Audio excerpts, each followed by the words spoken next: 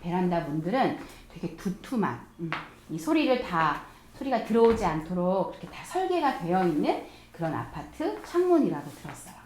근데 이제 아무래도 상가의 이 유리문은 얇으니까 소리가 크게 들리는, 아까 효진이는 아침에 무섭다고 했거든. 소리가 너무 우르릉 쾅쾅하는 그런 소리가 들려서 그런데 전사님 사실은 하나님 우리 예배 시간 말씀 들을 때 방해되지 않게 해주세요라고 사실 기도했거든요. 근데 안 들리니까 빨리 말씀을 전하도록 하겠습니다. 됐을까요, 목사님? 네. 자, 우리 10월의 셋째 주, 우리 지난주 여행을 마치고 돌아온 우리 예성이를 반갑게 맞이하면서 우리 하트 만들어서 시작. 사랑하고 축복합니다. 사랑하고 축복합니다.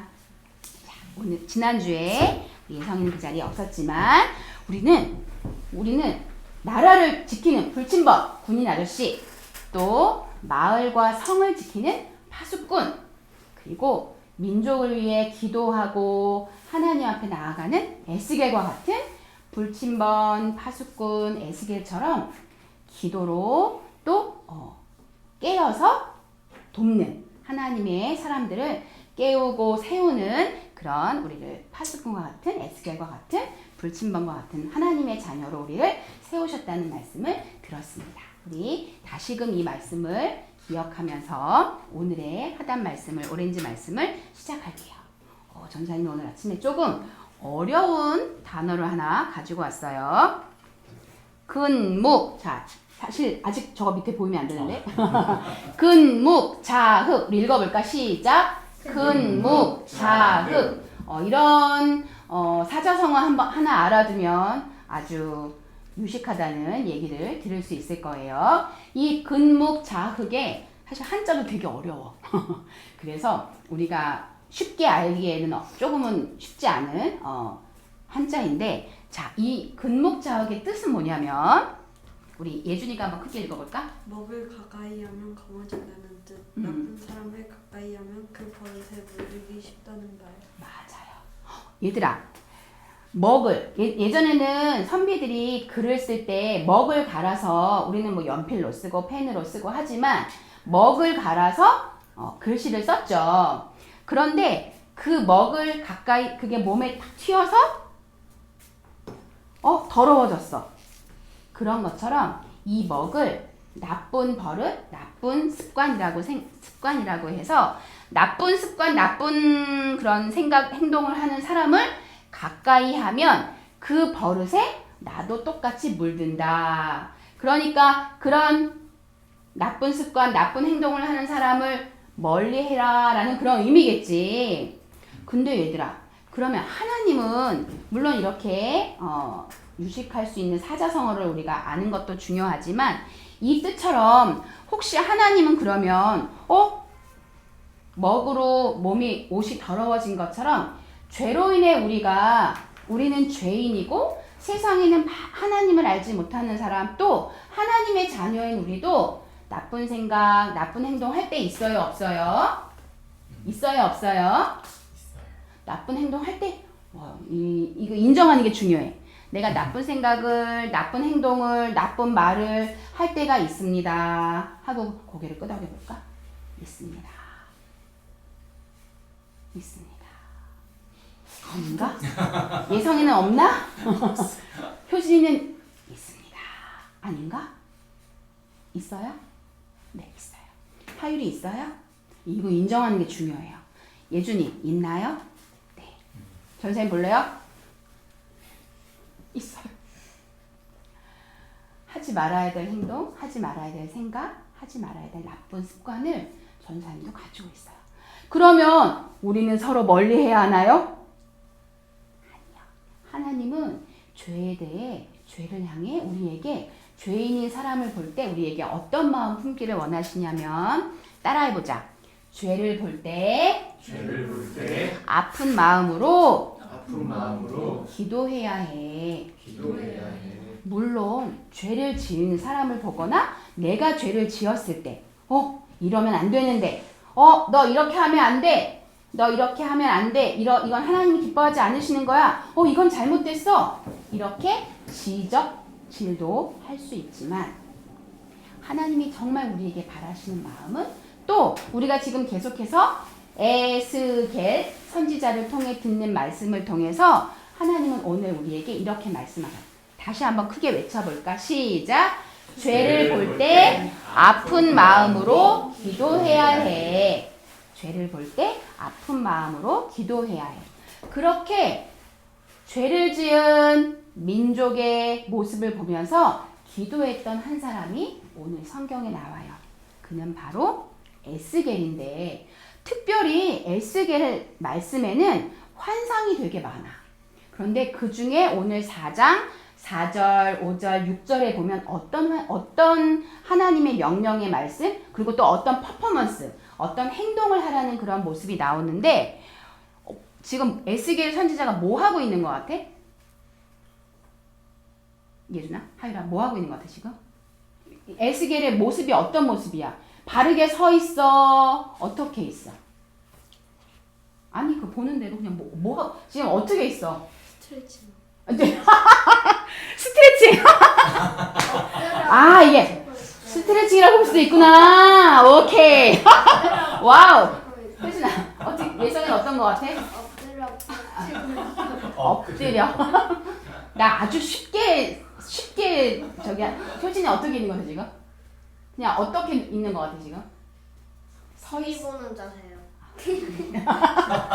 네, 아주 창의적인 어린이들입니다. 자, 그냥 누워있어. 누워있어. 그치? 일어서 있나요? 누워있지? 엎드려? 아니, 그래. TV 보는 자세일 수도 있겠다. 스트레칭 하는 자세일 수도 있겠고. 아주 획기적인 대답들이었어요. 자, 누워있어. 하나님이 에스겔 선지자를 향해서 누우라고 하셨어. 왜? 390일 동안은 왼쪽으로 40일 동안은 오른쪽으로. 얘들아 일어나지 않고 움직이지 않고 누워만 있으면 어떨까? 너무 불편하겠지. 그리고 뭐 이렇게 푹신한 매트 위에 푹신한 침대 위에 누우라고 하신 게 아니라 땅바닥에 누워 있으라고 하셨어. 땅바닥에 누워 있으면서 이스라엘 백성을 향해서는 390일 동안 390일 도대체 얘들아 1년이 며칠이지? 365일이지. 그럼 1년이 넘어 1년이 못 넘어? 1년 넘게 왼쪽을 향해 이스라엘 백성을 향해 오른쪽은 40일 동안. 이거는 조금 이제 유다 민족과 이스라엘 민족의 그런 왕들에 대한 이야기가 있어서 더 깊이 들어가진 않겠지만 어쨌든 에스겔 선지자에게 누워 있으면서 뭐라고 말씀하셨냐면 하나님이 이렇게 말씀하셨어. 너는 빨간 건 너희가 있는 거야.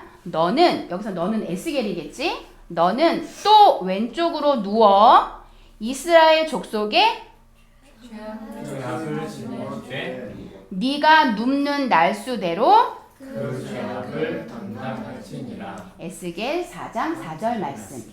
5절 6절에 보면 오른쪽으로는 유다 족속을 향해 죄악을 짊어지되 이렇게 말씀하고 계셔. 그러면 여기서 중요한 말, 죄악을 짊어지되 그 죄악을 담당할지니라. 이건 어떤 의미냐면 어려운 게 아니라 이 짊어지되라는 뜻에는 담당하다, 돕다, 드러내다, 받아들이다 이런 의미가 있어. 그러면 에스겔에게 하신 이 말씀은 딱 이거야.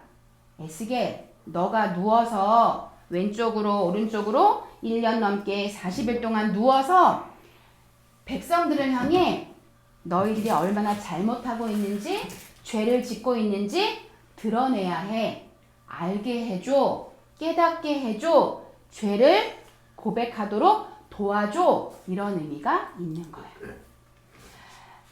에스겔이 그 누워있는 동안 이스라엘 민족을 향해 유다 민족을 향해 죄를 짊어지고 그들에게 하나님의 뜻을 선포하고 하나님의 말씀을 전하는 그 모든 시간 속에 이스라엘 백성이 유다 민족이 그대로 회개하고 순종했을까? 아니, 하지 않았어. 그럼에도 불구하고 하나님은 에스겔 예레미야 선지자, 에스겔 선지자를 통해 계속해서 하나님의 뜻을 그들에게 다양한 모습과 다양한 방법으로 하나님의 뜻을 말씀하셨어. 이 말씀을 통해 오늘 우리에게 이렇게 말씀하셔. 죄를 볼 때 너희가 빨간 거 읽어 외쳐보자. 죄를 볼 때 아픈 마음으로 기도해야 해. 맞아. 죄를 볼 때 아픈 마음으로 기도해야 해. 에스겔 선지자가 하나님의 말씀을 외치고 알리고 전했지만 그 마음 안에는 민족을 향한 아픈 마음으로 기도하고 애통해야 하는 마음이 있었어. 그런 것처럼 그러면 에스겔에게 주신 이 말씀하고 예성이, 효진이, 하율이, 예준이하고 무슨 상관이 있을까? 전사님이 찾아봤어. 우리 지난번 여름 성경학교 저녁 하룻밤을 같이 지내면서 우리가 함께 서로를 위해 기도했던 시간 기억나 안 나? 기억나지? 나는 있어 여기 예성이. 여기 예성이 앞에 지금 저기 고개 숙이고 있어. 오른쪽. 너희가 여기 보이지? 효진이 누나 옆에. 정인 아닌가? 아 그러면 저쪽 예준이 형 옆에 숨어 있나 봐. 그치? 어쨌든 이 기도하는 모습, 이 기도 사진을 보면서 전사님이 이렇게 생각했어. 얘들아, 물론 이때 우리는 서로를 축복하는 기도, 서로를 하나님 도와주세요 하는 기도를 했지만 이렇게 다른 누군가를 위해 기도하는 이 기도 속에는 하나님, 우리 분명 전사님 이때 그렇게 기억나거든. 하나님, 우리 아이들이 죄가 들어올 때, 죄를 짓고 싶은 마음이 들어올 때 죄를 물리치게 해주세요. 나쁜 말, 나쁜 생각, 나쁜 행동 하지 않도록 하나님 마음을 지켜주세요. 우리는 죄를 이겨낼 힘이 없어요. 예수님 도와주세요. 그렇게 우리 기도했던 이 기도 장면을 전사님이 한번 사진을 떠올려 봤는데 우리 친구들 역시 이 기도 때를 생각하면서 우리가 나 자신을 위해서만 기도할 게 아니라 우리 가족을 위해서만 기도할 게 아니라 또 가족 속에서도 부모님이 예준이에게 예준아 이런 행동은 지금 이런 상황은 이거는 하나님 기뻐하지 않으시는 것 같아라고 혹시 예준이에게 그렇게 말씀해 주실 때 사실 불끈 화가 나기도 하고 그치? 나 이렇게 하고 싶은데 이런 마음이 그때 있을 수 있을 거야. 그때 부모님이 지적해 주시면서 알려주시면서 기도해 주시는 거야. 예준이를 위해서. 또 예준이가 예성이의 어떤 모습을 보면서 예성아 그 모습은 좀 아닌 것 같아 라고 말을 해주면서도 예성이를 위해 기도해 주는 마음. 효진이가 하율이 오빠의 어떤 잘못된 행동을 보면서 오빠 그건 하지 말아줘 이렇게 얘기하면서 마음으로는 오빠를 위해 기도하는 거. 하율이 역시 효진이와 어떤 갈등이 혹시 있을 때 효진아 이건 아니야 나한테 좀 잘해줘 이렇게 말을 하면서도 마음으로는 효진이를 위해 하나님 효진이가 바른 행동할 수 있도록 나에게 좀 더 친절할 수 있도록 하나님 도와주세요 라고 서로를 위해 기도하는 마음이 필요하다는 걸 우리가 기억해야 돼. 여기서 전사님의 진정한 회개. 저는 사실은 이번 주에 전사님 가정에 있는 한 자녀와 아주 큰 갈등이 있었어. 전사님이 너무 화가 나서 하지 말아야 될 말을 했어. 하지 말아야 될 말도 하고 또 이 아이도 전사님한테 그런 말을 했어. 마음이 상처가 났겠지. 근데 전사님이 물론 그때 전사님이 이 아이를 위해 하나님 저도 잘못했어요. 이 아이도 하지만 사실 그렇게 기도할 만한 맑은 정신이 아니었어. 너무 화가 나는 상황이어서. 근데 오늘 이 말씀을 준비하면서 하나님이 민경아 전사님이 너무 정확하게 너무 분명하게 알려주셨어. 전사님이 이 말씀 준비하면서 하나님 회개해요. 그리고 그 아이에게 제가 용서를 구할게요. 그 아이에게 제 불편했던 마음, 화났던 마음을 얘기할게요. 그런 마음으로 기도하면서 말씀을 준비했거든. 이게 하나님이 죄를 볼 때 아픈 마음으로 그 사람을 위해 기도하고 그 사람을 위해 마음을 품는 것이 하나님이 기뻐하시는 마음이라는 그런 생각을 하게 됐습니다. 여기 목사님이 이 사진 보면서 저는 왜 기도할 때 이렇게 찡그려서 미울까요? 이렇게 막 말씀하셨는데 너무 간절하게 우리 친구들을 위해 기도해 주시는 목사님의 사진도 한 컷을 넣었습니다. 이렇게 너희들을 위해 기도하신다는 거 기억해. 내 친구를. 정호도 막 진실하게 기도하고 있는 그런 모습이었어. 한 명도 눈뜬 사람이 없더라고. 그렇게 우리의 죄를 짊어져 주신 분이 계세요. 그분은 바로 예수 그리스도. 하나님이신 예수님이셔. 예수님이 예준이의, 하율이의, 효진이의, 예성이의 우리의 죄를 짊어주셨어. 예수님의 십자가를 보면서 아, 나는 죄를 이길 수 있는 힘이 없어요. 하나님, 내가 오늘 또 죄를 지었어요. 하지 말아야 될 생각, 하지 말아야 될 행동, 하지 말아야 될 마음을 품었어요.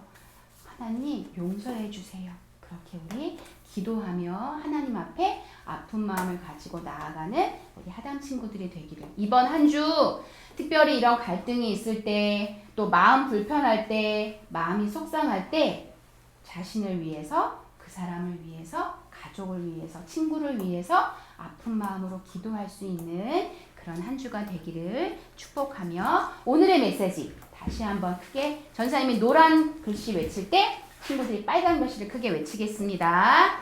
죄를 볼 때 빨간 글씨.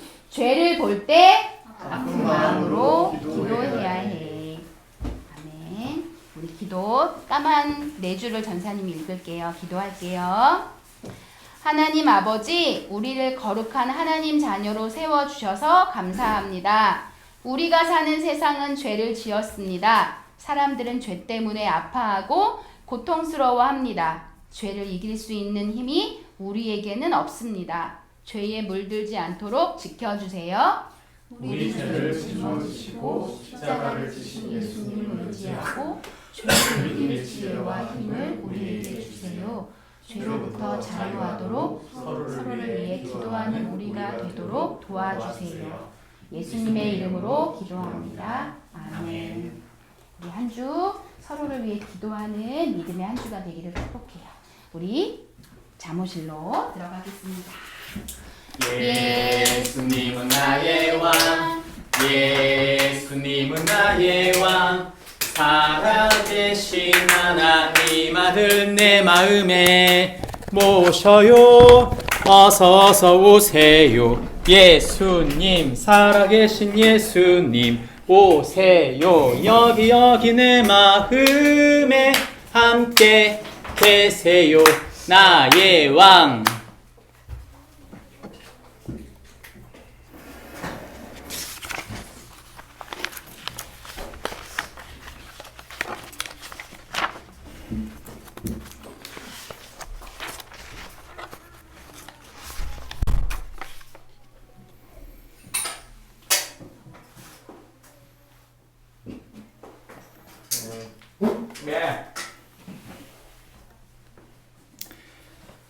밤마다 어깨 통증으로 불면증이 생길 때, 체중이 감소되고 식욕이 저하될 때,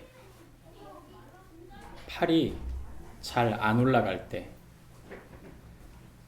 몸의 중심이 한쪽으로 쏠릴 때, 뒷짐을 지기가 어려울 때, 다친 적이 없는데 어깨가 아플 때, 무슨 병에 걸린 걸까요? 예, 50견입니다. 이제 50이 되면 온다고 해서 50견인데 40대 후반에 오는 분도 있고 대부분이 50대가 됐을 때 정말 오더라고요. 저도 50대 딱 정확히 50이 넘으면서 왔습니다. 희한해요. 그렇게 시간을 맞추는지 모르겠어요. 50견은요 아주 간단합니다. 그 모든 증상들은 이 그림으로 볼 수 있어요. 정상인의 이 어깨는 이렇게 생겼죠. 예. 그런데 50견에 걸린 사람들은 이렇게 생겼어요. 자세히 보시면 관절 위쪽에 이 위쪽에 흰색 띠가 이렇게 있습니다. 그게 뭐냐면 석회예요. 석회. 그러니까 우리가 생각할 때 일반적인 뼈 위쪽에 흰 가루들이 계속 쌓인 거죠. 그래서 그것이 활동을 못하게 만드는 거예요. 그래서 제대로 50견을 걸리면 이렇게 못 올려요.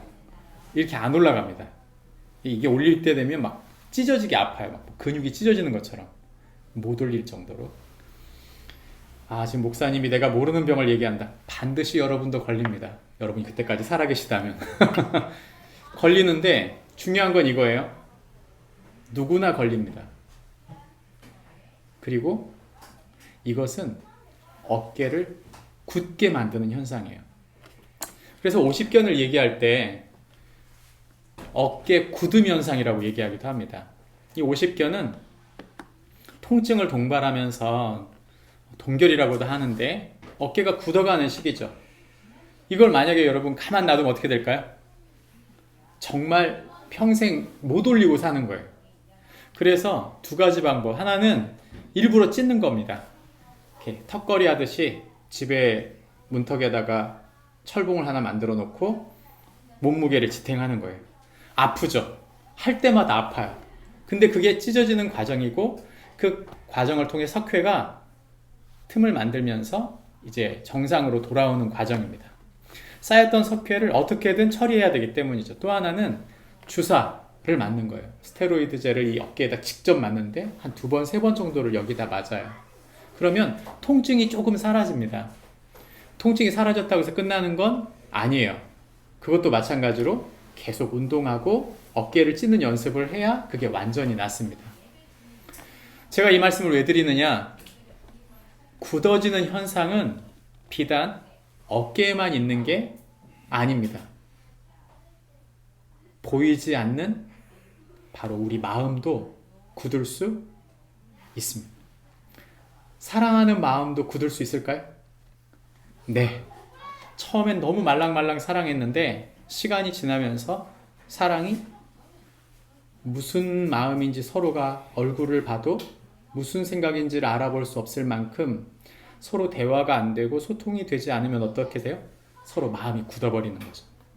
그 마음이 굳는 현상은 항상 그런가? 그렇지 않아요. 우리 마음이 내가 좋아하는 사람 마음 만나면 마음이 풀려요. 내가 마음에 드는 친구를 만나면 마음이 금방 풀려. 근데 내가 원하지 않는 친구를 만나면 어떻게 돼요?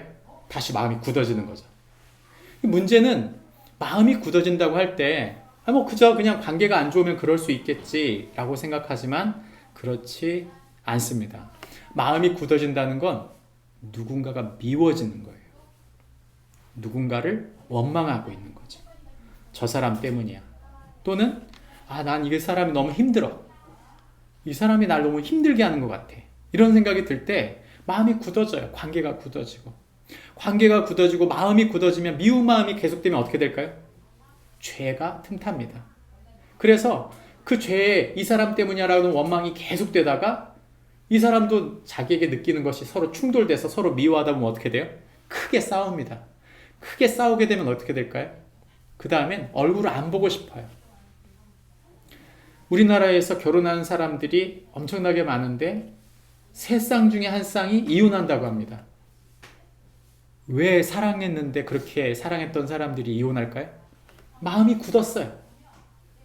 천국 같은 가정이 될 거라고 생각했는데 서로 어느 순간 함께 지내다가 마음이 굳어버리니까 서로 더 이상 천국이 아니라 지옥인 거예요. 그래서 이 사람하고 못 살겠다. 그래서 찢어붓고 나가는 거 아니에요? 여러분 찢고 나가면 다 끝날까요? 절대 아니에요. 그 사람의 평생토록 그게 상처가 되어 계속 그것이 평생토록 그것을 아프게 만듭니다. 여러분 죄가 있고 악이 성행하면 모든 것이 경직되고 그렇게 굳는 거죠. 반 분위기도 그렇고요. 업무하는 분위기도 그래요. 공동체 조직 문화라는 건 아주 부드럽게 서로가 소통을 잘하는 문화가 있는가 반면 서로 대면 말을 아무것도 안 하는 그런 문화도 있어요. 그런 문화가 가장 심한 것 중에 하나인 곳이 저는 군대라고 생각합니다. 군대 가면요 말 붙이질 않아요. 남자들 시커먼 남자들끼리 다 와가지고 서로 얘기하기가 되게 써먹써먹하니까 다 얘기를 안 해요. 남자 문화가 그렇잖아요. 남자들 보통 그러잖아요. 근데 여자들은 어때요? 소통하고 계속 소통하고 조직 문화가 부드럽죠. 물론 그 안에서 질투하고 미워해서 서로 갈등이 있기도 합니다. 그러니까 중요한 건 뭐냐면 좋은 조직 문화를 만든다는 건 아주 중요한 일이죠. 왜냐? 그것이 천국을 만들기도 하고 때로는 지옥을 만들기도 하기 때문입니다. 저는 성경에 심판이라는 말을 다른 말로 생각하지 않습니다. 심판이라는 말은 죽어서 받는 심판도 있지만 오늘을 살면서 받는 심판도 있을까요? 없을까요? 있어요. 오늘 내가 이 관계를 지옥을 만들고 내가 이 가정과 이 회사와 이 학교를 지옥을 만들 수 있는 거예요. 여러분 생각해 보세요. 여러분이 속해 있는 가정은, 여러분이 속해 있는 회사와 학교는 또는 다른 어떤 관계들 속에서 여러분 그 곳은 몇 점짜리예요? 천국에 가까운가요? 지옥에 가까운가요? 여러분 만약에 지옥에 가깝다면 하나님이 여러분을 그곳에 부르신 하나님의 계획이 있다고 믿습니다. 오늘 말씀은 바로 그에 대한 이야기입니다. 성경에 나오는 심판이라는 말은 다른 말이 아닙니다. 지옥이라는 말이에요. 죽어서만 지옥을 만드는 게 아니고요. 이 땅에서 지옥을 만들 수 있어요. 얼마든지.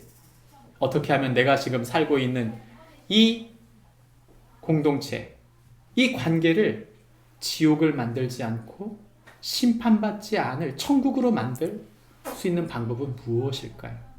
어떻게 하면 딱딱하게 굳어서 서로 충돌하고 있는 굳어버린 마음들이 뭉쳐있는 이런 공동체를 서로 세우는 서로 살리는 그런 조직 문화로 바꿀 수 있을까요?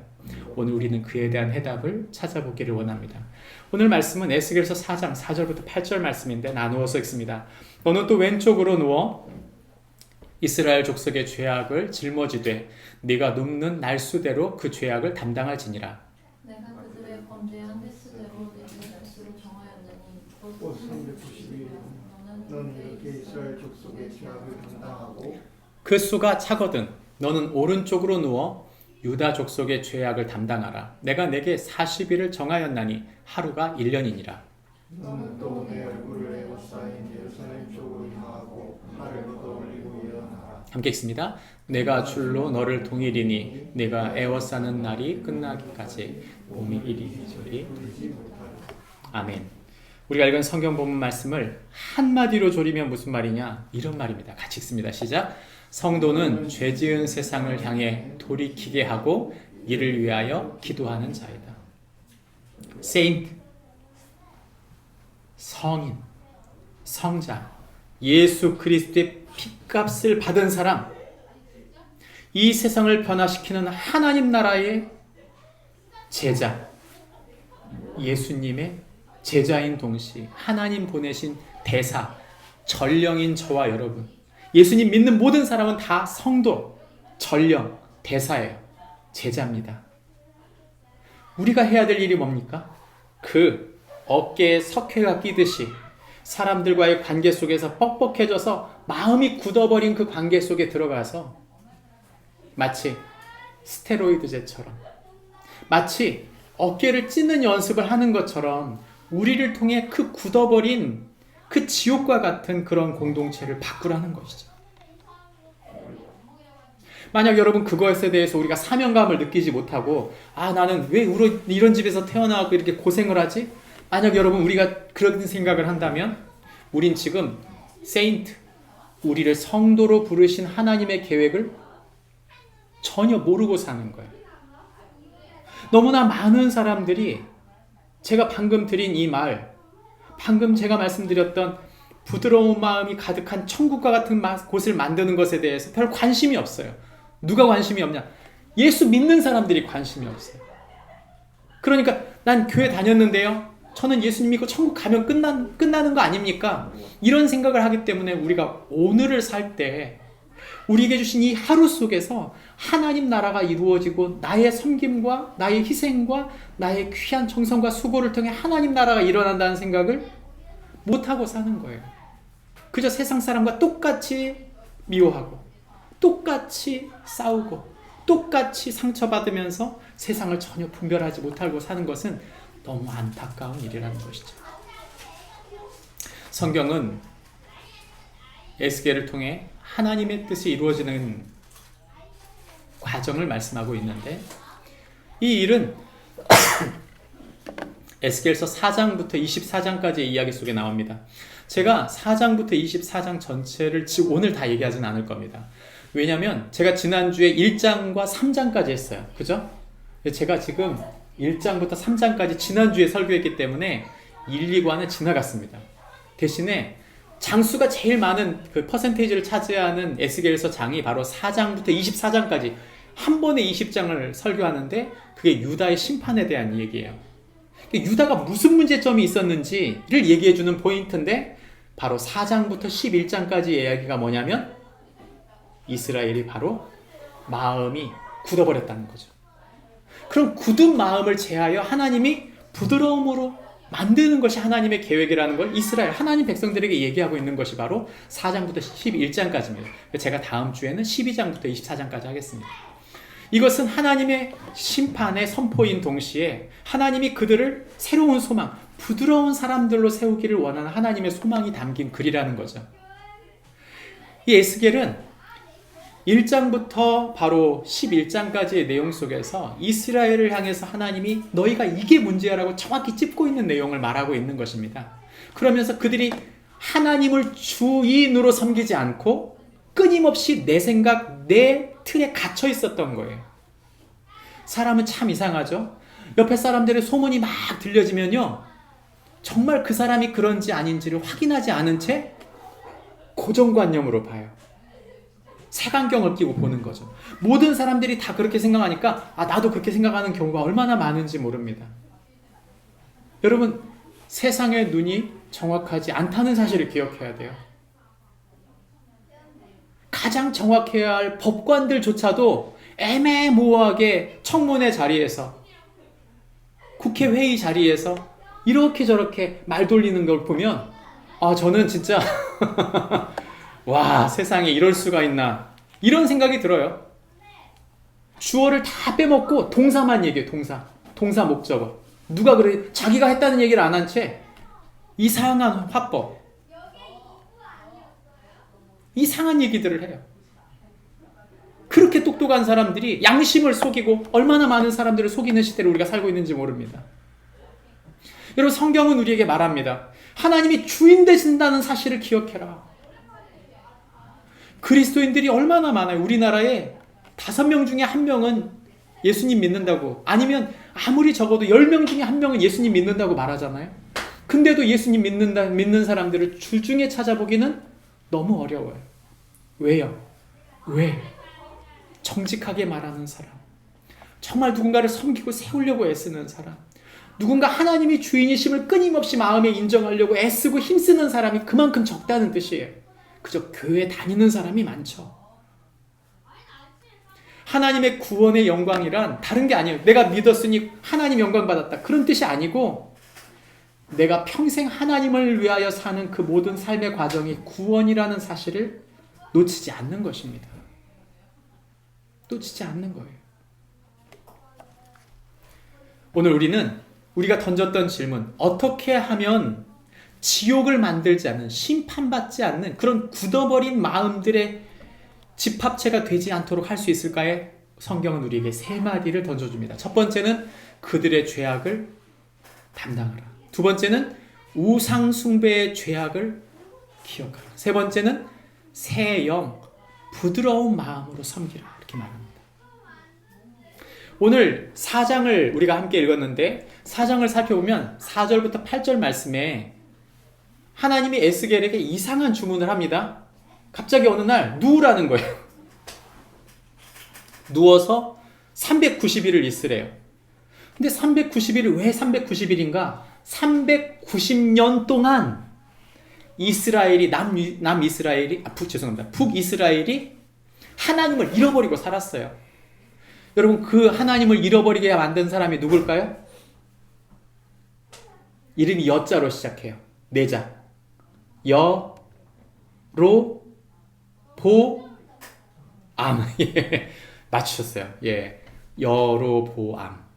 그래서 르호보암과 여로보암이 갈라지는 솔로몬의 아들 르호보암과 북이스라엘의 새로운 하나님이 기회를 주셨던 이 여로보암이 두 나라로 찢어질 때 이 북이스라엘의 여로보암이 했던 일이 있어요. 그게 뭐냐면 하나님을 섬기지 못하도록 제사장을 레위인이 아니라 마음대로 성직 매매 돈 주고 뽑아버렸어요. 그리고 제단을 예루살렘이 아니라 다른 곳에 제단을 세웁니다. 실로와 베델이죠. 그리고 나서 이 마지막 세 번째 제단과 제사장뿐만 아니라 결정적으로 제사 일정을 바꿔버려요. 그래서 이들이 하나님을 모르고 하나님을 섬길 수 있도록 만들어버린 겁니다. 여러분 정말 무서운 게 뭔지 아세요? 하나님을 모르고 섬기는 거예요. 하나님이라고 우리가 믿는데 하나님이 누군지 모르고 믿으면요, 인격적인 하나님으로 섬기는 게 아니고 하나님을 그냥 습관으로 섬기게 만들어버린 거죠. 우린 그걸 맹신이라고 말합니다. 우리나라 여러분 지금 신천지가 엄청나게 교세가 강하죠. 신천지의 대상의 목적은 누구예요? 안 믿는 사람이 아니고 전부 다 누구? 믿는 사람들을 찾아가요. 왜요? 새로운 성경 공부를 하고 계속 꼬시면 다 넘어가요. 왜요? 성경을 모르기 때문이에요. 성경을 모른다는 말은 성경 공부도 제대로 못했을 뿐만 아니라 하나님을 맹신하고 있다는 뜻이에요. 당시가 딱 그랬어요. 그러니까 390년 동안이나 북이스라엘을 위해 기도해야 하는 에스겔. 반면에 유다를 위해서는 몇 일 있으라고 했죠? 몇 일이에요? 40일. 왜 40일일까요? 아까 그 반대인 거예요. 르호보암은 끊임없이 이 예루살렘의 제사장과 제사와 그리고 제단이 그 자리를 지켰기 때문이에요. 그래서 남유다에는 20명 넘는 왕들이 있었지만 그 중에 선한 왕도 나오고 나쁜 왕도 나오고 이렇게 왔다 갔다 했지만 북이스라엘은 선한 왕이 전혀 나오지 않았던 거죠. 복잡한 얘기를 접어두고 이제는 무슨 얘기하고 싶어 하냐. 하나님이 결국 예레미야 지금 에스겔한테 뭘 말하는 거예요? 이전에 북이스라엘이 지었던 그 큰 죄, 유다가 지었던 그 죄를 이제 뭐하라? 네가 담당하라는 거예요. 담당하라. 하나님, 내가 왜 담당하는데요? 내가 저의 사람의 죄를 제가 왜 담당해야 되죠? 싫어요. 저는 저 사람 위해 기도하는 거 싫어요. 여러분 하나도 변하지 않게 됩니다. 하나님은 에스겔을 위해서 이렇게 기도하라고 하신 것은, 이들의 죄를 담당하라고 한 것은 그들이 돌이킬 수 있도록 이 에스겔을 사용하신 것이죠. 담당하라는 말, 이 말이 들어 올린다 이런 말이면서 받아들이게 한다 그런 말이에요. 우리가 지금 바벨론 얘기하고 있잖아요. 바벨론에 잡혀간 이스라엘 백성들에게, 남유다 백성들에게 에스겔이 말씀을 전하고 있는데 중요한 건 뭐냐? 여기 6년째, 지금 포로 생활 6년째 남유다가 자신들이 죄인임을 인정하고 있어요? 인정하고 있지 않아요? 인정하고 있지 않기 때문이에요. 왜 하나님이 포로 기간을 보내고 있는 70년 포로 기간이 이제 시작된 그 사람들에게 에스겔을 5년 만에 보내서 에스겔을 통해서 이들에게 퍼포먼스를 보이면서 말씀으로 깨우느냐? 인정하지 않아요.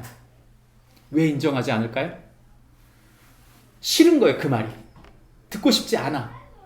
예레미야가 분명 70년 동안 거기서 포로 생활해야 된다고 그랬는데 그 말은 알아요. 알아요. 하나님은 70년 있어야 된다는 걸. 근데 여러분 그 사람들의 기도가 뭐였을까요? 여기서 잘 정착하게 하옵소서. 그게 아니고 돌아가게 하옵소서. 돌아가게 하옵소서. 끊임없이 돌아가게 하옵소서. 그러니까 하나님이 뭐라고 말해요? 너희들 안 받아들였구나. 뭘 안 받아들였다? 내가 죄를 지었다는 걸. 이 70년의 기간이 자신들의 죄를 뽑아낼 기간이라는 걸 안 받아들이고 싶은 거예요. 여러분, 가족들이 같이 보면, 가족들은 여러분, 다른 사람은 몰라요.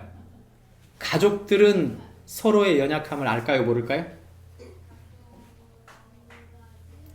다른 사람은 몰라도 가족을 속이는 건 어렵습니다.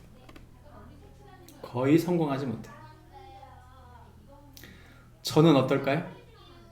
저도 마찬가지. 제가 제일 부담스러운 사람이 여기 한 사람 있어요. 가족이에요, 가장. 다 알아요. 다른 사람은 몰라도 가족은 압니다. 여러분, 그럼 어떻게 해야 돼요? 이렇게 말하는 거죠. 그들을 위해 기도해라. 에스겔에게 그가 누워서 390일을 40일을 그렇게 누워 있었던 이유는 뭐냐면 그 이스라엘이 고집을 피우고 있는 이스라엘이 하나님께 돌아오기를 기도한 기간이라는 것이죠. 여러분, 자녀들이 고집이 있어요, 없어요? 뭘로 바꿀 수 있을까요? 부모들은 직감해요. 부모들은 직감합니다. 이 자녀를 바꾸는 방법에는 크게 두 가지가 있어요. 하나는 죄를 직시시켜서 막 나무라고 말하는 거예요. 또 하나는 그것을 하지 않도록 설득하고 설명하고 그가 선택할 수 있도록 하는 것입니다. 뭐가 효과적일 것 같으세요? 당연히 직시시키고 지금 당장 고치게 만드는 게 효과 있을 것 같죠? 아닙니다. 여러분, 만약에 우리가 죄를 짓고 있는데 하나님이 지금 당장 나타나가지고 계속 죄를 지적하면 우리가 어떨까요? 주눅들어요. 주눅들어 한다니까요. 아니겠어요? 그 자식이 기가 안 살아요. 소신이 없고 기가 눌려 사는 거예요. 어쩔 수 없이 사는 거. 그러다가 기회가 되면 어떻게 될까요? 뛰쳐 나가버리는 거예요, 그냥. 그건 여러분 하나님 방식이 아니에요. 전 그게 하나님 방식이 아니라고 믿기 때문에 우리 아이들한테 함부로 말하지 않기도 하지만 못하는 거예요. 그게 하나님 방식이 아니기 때문에. 하나님 방식은 뭡니까? 에스겔을 사용하는 거죠. 에스겔이 어떻게 했어요? 자기가 집을 지는 겁니다. 그를 위해 기도하는 거예요. 그러면서 죄에 대한 얘기를 안 하는 게 아닙니다. 이게 지금 너희가 지금 죄를 받아들이고 있지? 못하고 있다. 설명하고 있는 거예요. 이게 지금 설명의 퍼포먼스 과정입니다. 얼마나 많은 경우에 우리가 하나님 주신 소중한 사람들의 죄를 돌이킬 때 내 힘으로 돌이킬 수 있다는 착각을 해요. 못 돌이킵니다. 못 돌이켜요. 그게 문제죠. 그럼 기도해야 합니다. 하나님, 어떻게 해야 할까요? 무엇이 지혜일까요? 하나님, 저를 도와주세요. 저를 도와주세요. 부모의 권위가 무너지지 않으면서 자신의 자녀의 소신과 그 귀한 선택이 세워질 수 있도록 이 중간에서 우리는 갈등하는데 우리의 힘과 지혜로 그걸 둘 다 할 수가 없기 때문에 갈등하는 거 아닙니까? 죄가 있어요. 돌이켜야 해요. 그런데 그걸 돌이킬만하게 하면 안 될 만한 능력과 지혜가 우리에게 없다는 게 문제인 거죠. 우리 그걸 받아들여야 돼요. 그 받아들인 사람만 놓고 기도합니다. 그걸 받아들인 사람만 하나님 저는 못합니다 하고 기도하는 거예요. 아이들이 한순간에 변한다는 착각을 버리십시오. 아이들이 스스로 선택하면 평생 갑니다. 근데 스스로 선택하지 못하게 만들고 끝까지 억압하면 아이는 반드시 그 길을 떠나버립니다. 하나님은 에스겔을 통해 그들을 설득하고 계신 중인 거예요. 저와 여러분이 가족들을 설득하는 축복이 있기를 바랍니다. 가족을 설득하고 사랑하셔야 돼요. 어떤 사람이 부모님 보면서 간절히 기도하지 않는 이유는 부모를 사랑하지 않기 때문이에요. 부모를 사랑하면 그 부모의 죄 때문에 눈물을 흘리게 돼 있어요. 자녀를 사랑하면 기도하게 돼 있습니다. 그런 축복이 우리 모두에게 있기를 바랍니다. 성경은 두 번째, 그 사람이 돌이키지 않는 핵심. 내가 그를 돌이키게 만들려고 하는데 계속 뭐하고 부딪히냐? 성경은 말합니다. 우상 숭배와 부딪힌다. 그들 마음속에 뭔가 우상이 있는 거예요. 자신이 중요하다고 생각하는 그 무엇인가가 있기 때문에 움직이지 않는 거죠. 그 우상이 죄악이라고 말하는 것입니다. 에스겔서 6장 8절부터 10절 말씀을 특별히 9절에서 그걸 정확히 짚고 있는데 그들이 음란한 마음으로 나를 떠나고 음란한 눈으로 우상을 섬겨 나를 근심하게 한 것을 기억하고 스스로 한탄하리니 이는 그 모든 가증한 일로 악을 행하였습니다. 내 마음속에 끊임없는 죄의 욕망 때문에 여기서 말하는 음란이란 섹슈얼리티, 그 음란의 한 부분이 있습니다. 그러나 여기서 말하는 건 바람 피웠다는 뜻이에요. 바람 피웠다. 한마디로 말하면 하나님만 둬야 될 마음에 다른 걸 뒀다는 뜻이죠. 돈, 쾌락, 인정받고 싶어하는 욕구, 사랑받고 싶어하고 안정되기를 원하는 우리의 욕망, 우리 안에 하나님을 뽑아내고 내 마음속에 들어온 그 죄가 끊임없이 충돌하고 있다는 뜻입니다. 하나님은 이 성경 본문을 통해서 그들이 하나님께 돌아오지 않았다는 것, 그들의 죄 속에 여전히 하나님을 떠나 있다는 걸 보여준 것입니다. 이스라엘은 하나님을 섬기는 동시에 다른 걸 또 섬겼어요. 그러니까 우리가 예수님 믿는다고 그럴 때 우린 이런 착각을 해요. 하나님도 잘 믿어야 되겠고, 돈도 많았으면 좋겠고, 건강했으면 좋겠고, 자녀들이 잘 됐으면 좋겠고, 내가 좀 더 잘 살았으면 좋겠고, 다 그런 마음이 있죠. 그게 나쁜 거예요? 나쁜 건 아니에요. 문제는 뭐예요? 하나님보다 그것이 더 높아지고 있다는 사실을 우리가 잃어버린다는 사실이에요. 여러분, 바람 피는 건 다른 게 아니에요. 제가 만약에 제 와이프가 옆에 있는데 다른 여자들을 계속 쳐다보면 어떤 일이, 무슨 말을 듣겠어요? 정신 차리라고. 그렇게 말 듣지 않겠어요? 똑같은 겁니다. 우리가 하나님을 우리의 마음에 모셔놓고 다른 것을 계속 바라보는 거예요. 바람 피고 있는 거죠. 그거 얘기하는 것입니다. 여러분 어떠세요? 여러분, 우리 마음 속엔 어떻습니까? 우리 마음에는 항상 하나님만 두실 수 있도록 최선을 다하고 있습니까? 분명히 말씀드립니다. 첫 단추 잘못 끼면 절대 못 이겨요. 저는요, 그걸 믿습니다. 제가 최근에 한동대 학부모 기도회 아침 7시에 꼭 문자를 보내야 되는 미션을 제가 지금 4개월째 맡고 있거든요. 너무 고통스러워요. 너무 고통스러워요. 날마다 그 문자를, 성경을 읽어야 되는데 그 성경 날리는 문자가 언제 이렇게 딱 바뀌냐면 12시가 넘어야 바뀌어요. 그래서 그 사이트에다가 링크를 복사해가지고 여기 붙이려면 둘 중에 하나예요. 12시가 넘어서 그걸 해주든지 아니면 새벽에 일어나서 그걸 해주든지. 너무 힘들더라고요, 그게. 근데 제가 그걸 해주면서 너무 감사한 게 뭐냐면 나를 말씀으로 깨우고 있구나. 저는 보통 말씀 메시지 보내는 거 한 12시나 좀 넘어서 보내거든요. 근데 그것 때문에 사실 문자를 언제 만드냐면 새벽 6시 반이면 다 만들어요. 지금은. 사실 다 만든 거예요. 습관이 바뀌었어요, 지금. 여러분, 근데 중요한 건 뭐냐면 나를 깨우고 있다는 사실이에요. 무엇인가가 나를 깨워줘야 돼요. 아침에 첫 단추 시간을 꽉 잡아서 하나님 말씀에 딱 잡아놓는 게, 그 루틴이 너무 중요해요. 그렇게 잡지 않으면 무슨 생각 하는 줄 아세요? 밤에?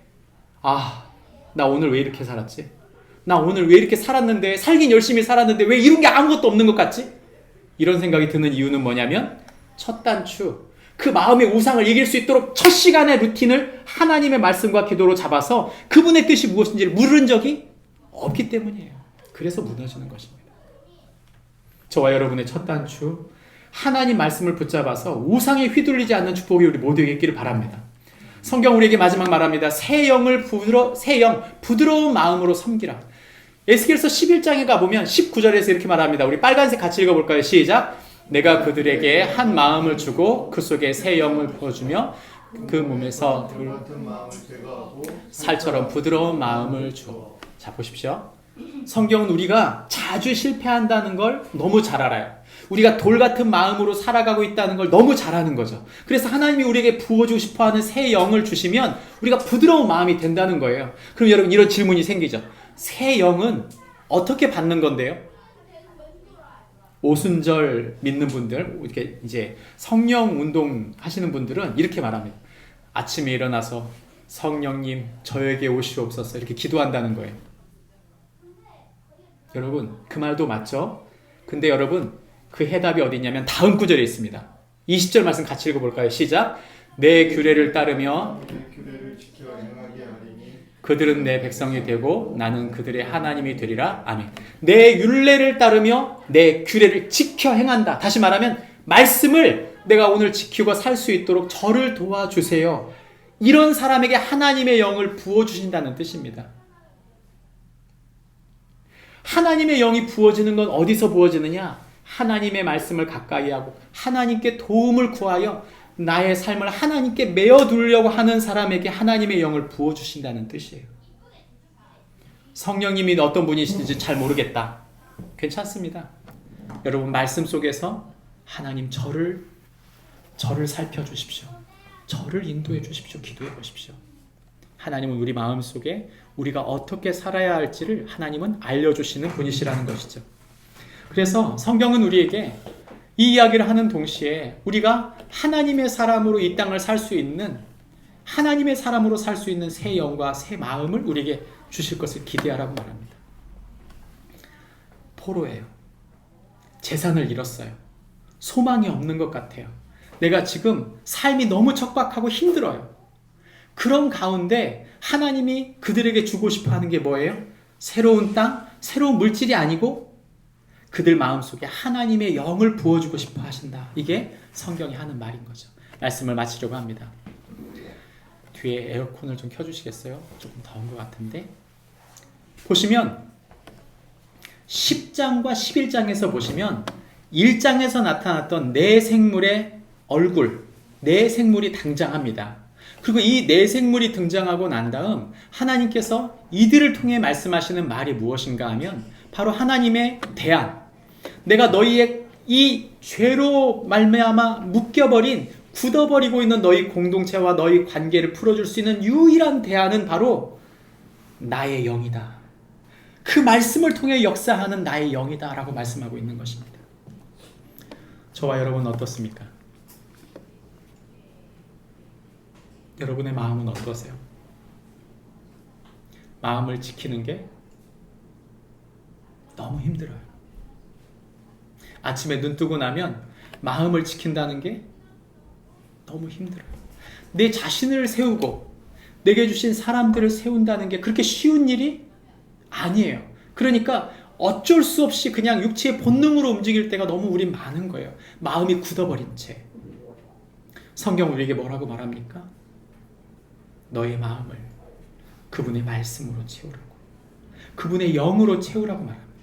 하나님 우리를 도와주시기를 원하세요.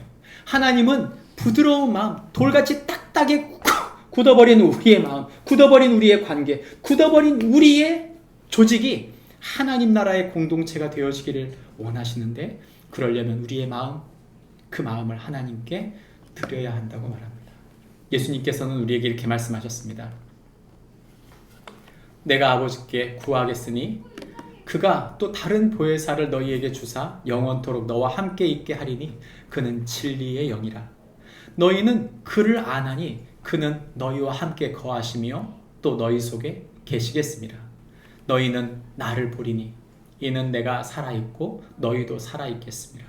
그날에는 내가 아버지 안에, 너희가 내 안에, 내가 너희 안에 있는 것을 너희가 알리라. 우리의 삶의 핵심은 얼마나 많은 것을 가졌느냐, 얼마나 많은 걸 이루었느냐, 내가 원하는 대로 얼만큼 이루었느냐가 아닙니다. 우린 원튼 원치 않든 문제 속에 파묻혀 살게 돼 있어요. 갈등하고 싶지 않아도 갈등할 수밖에 없는 구조 속에 살 수밖에 없도록 하나님이 만드셨어요. 이 상황 속에 하나님이 원하시는 것은 무엇인가 하면 내 힘과 내 지혜로 이것을 타개해 나가는 게 아닙니다. 그럴 수 없어요. 그래서 예수님께서 우리에게 약속하신 것이 바로 그 굳은 마음, 굳은 관계, 굳어버린 그 공동체를 하나님이 천국으로 만들 수 있는 유일한 대안을 예수님 말씀하십니다. 내가 아버지께 구한 그것, 다른 보혜사를 너희에게 보내겠다. 그리고 그분은 우리와 영원히 함께 있겠다. 다시 말합니다. 그분이 우리 안에 계신가요? 안 계신가요? 예수님을 믿는 모든 분들 속에는 성령님이 함께 계세요. 성령 충만한 사람의 특징은 뭐냐면 그분이 역사하는 거예요. 그분이 80%, 90%, 99% 우리 속에서 역사하고 100% 역사할 때 우린 그걸 성령 충만이라고 말합니다.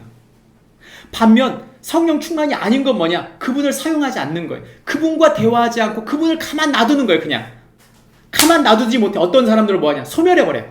아이고 하나님 아무것도 안 하시네. 이건 소멸입니다. 그건 죄예요. 여러분. 죄. 우리 하나님이 계세요? 안 계세요? 계십니다. 우리가 그 문제를 풀 수 없지만 하나님은 그 문제를 푸시는 줄 믿습니다. 그분은 이미 함께 계시기 때문에 다 아세요. 그분에게 맡기는 축복이, 그분에게 맡길 때 가장 강력한 증거는 바로 다른 게 아닙니다. 우리 마음이 부드러워지는 거예요. 내가 쇼부를 보려고 하지 않아요. 지금 당장을 보지 않습니다. 내가 하나님 뜻대로 행하겠습니다. 주님이 알아서 해주십시오. 저는 맡겨주신 것 최선을 다하겠습니다. 주님이 책임져 주십시오. 주님 말씀해 주십시오. 하나님은 그런 하나님의 사람들 속에 일하시는 줄 믿고 믿음으로 서는 축복이 있기를 바랍니다. 기도하겠습니다. 우리 함께 기도하실 때 말씀을 생각하시고